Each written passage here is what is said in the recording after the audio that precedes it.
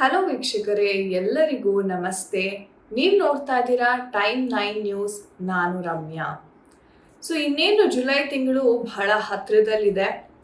July ತಿಂಗಳ ಒಂದು taro ಭವಿಷ್ಯ ಎಲ್ಲ 12 ರಾಶಿಗಳಿಗೆ ಯಾವ ರೀತಿ ಇರಲಿದೆ, ಯಾವ ಬದಲಾವಣೆಗಳನ್ನ ನೀವು ಎಕ್ಸ್ಪೆಕ್ಟ್ ಮಾಡ್ಬೋದು ಜುಲೈ ತಿಂಗಳಲ್ಲಿ ಅನ್ನೋದ್ರ ಬಗ್ಗೆ ನಾವು ಇವತ್ತಿನ ರೀಡಿಂಗ್ ಅಂತಕ್ಕಂಥದ್ದು ಮಾಡೋಣ.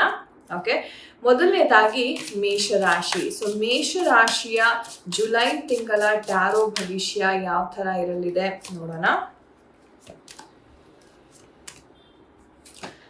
ಮೇಷರಾಶಿಯವ್ರಿಗೆ ಮೊದಲನೇದಾಗಿ ಹೇಳಬೇಕು ಅಂತಂದ್ರೆ, ಒಂದು ಆಪರ್ಚುನಿಟಿ ಅಂತಕ್ಕಂಥದ್ದು ನಿಮ್ಮನ್ನ ಹುಡ್ಕೊಂಡು ಬರ್ತಾ ಇದೆ. ಇಷ್ಟು ದಿವಸ ನೀವು ಸಹ ತುಂಬಾನೇ ಹೋರಾಟ ಮಾಡಿದ್ದೀರಾ. ಒಂದ್ ರೀತಿ ಹೇಳಬೇಕು ಅಂದ್ರೆ ಫಿನಾನ್ಷಿಯಲಿ ತುಂಬಾ ಜನ ಸ್ಟ್ರಗಲ್ ಮಾಡ್ತಾ ಇದ್ರಿ. ಕೆಲವೊಂದು ವಿಚಾರಗಳಲ್ಲಿ ನೀವು ಎಷ್ಟೇ ನಿಮ್ಮ ಒಂದು ಎಫರ್ಟ್ ಹಾಕ್ತಿರ್ತೀರಾ ಅಥವಾ ದೈವಕ್ಕೆ ಪ್ರಾರ್ಥನೆಯನ್ನ ಮಾಡ್ತಿರ್ತೀರಾ, ನನಗೆ ಈ ಕೆಲಸ ಆದ್ರೆ ಸಾಕಪ್ಪ ಅನ್ನೋ ಮಟ್ಟಿಗೆ ನೀವು ಬೇಸರ ಆಗಿರ್ತೀರ. ಆ್ಯಂಡ್ ನೀವು ಸಹ ಅದು ಎಷ್ಟೇ ಡಿಸಪಾಯಿಂಟ್ ಮಾಡಿದ್ರು ಪದೇ ಪದೇ ನೀವು ಎಫರ್ಟ್ ಹಾಕಿ ಆ ಒಂದು ಕೆಲಸಕ್ಕೋಸ್ಕರ ತುಂಬಾನೇ ಟ್ರೈ ಮಾಡ್ತಾ ಇರ್ತೀರಾ.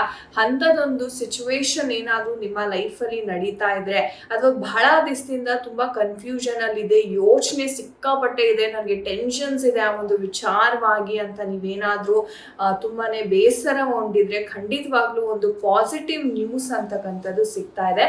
ಇದು ಬಂದ್ಬಿಟ್ಟು ನಿಮ್ಮ ಪರಿಶ್ರಮಕ್ಕೆ ಒಂದು ರೀತಿ ತಕ್ಕ ಪ್ರತಿಫಲ ಸಿಗುವಂತಹ ಒಂದು ಮಾಸ ಆಗಿರುತ್ತೆ. ಅಂಡ್ ಎಸ್ಪೆಷಲಿ ನಿಮಗೆ ಹೇಳಬೇಕು ಅಂತಂದ್ರೆ, ಯಾರೆಲ್ಲ ಮನೆ ಕಟ್ಟೋದಾಗಿರ್ಬೋದು, ಖರೀದಿ ಮಾಡೋದಾಗಿರ್ಬೋದು, ಅಥವಾ ಏನಾದ್ರು ಒಂದು ನಾನು ಫ್ಲ್ಯಾಟ್ ತಗೋತೀನಿ ಅಥವಾ ಜಾಗ ನೋಡಿದ್ದೀನಿ ಮೇಡಮ್, ಖರೀದಿ ಮಾಡಬೇಕು, ಒಳ್ಳೆ ಸಮಯಕ್ಕೋಸ್ಕರ ನಾನು ಕಾಯ್ತಾ ಇದ್ದೆ, ಅಥವಾ ಲೋನ್ಸ್ ಆಗ್ತಾ ಇರಲಿಲ್ಲ. ಮನಿ ವಿಚಾರದಲ್ಲಿ ಅಂದರೆ ದುಡ್ಡಿನ ವಿಚಾರದಲ್ಲಿ ಸಾಕಷ್ಟು ನೀವು ಏರುಪೇರುಗಳನ್ನ ನೋಡಿದ್ದೀರಿ.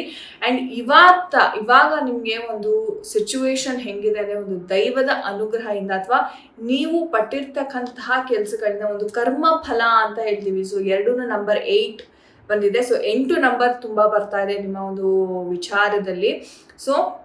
ನೀವೇನು ಪ್ರಯತ್ನ ಪಟ್ಟಿದ್ದೀರಾ ಅದಕ್ಕೆ ಪ್ರತಿಫಲವಾಗಿ ನಿಮಗೆ ಆ ಸಕ್ಸಸ್ ಅಂತಕ್ಕಂಥದ್ದು ಸಿಗ್ತಾ ಇದೆ ಜುಲೈ ತಿಂಗಳಲ್ಲಿ. ಒಳ್ಳೆಯದಾಗಲಿ ಮೇಷರಾಶಿ.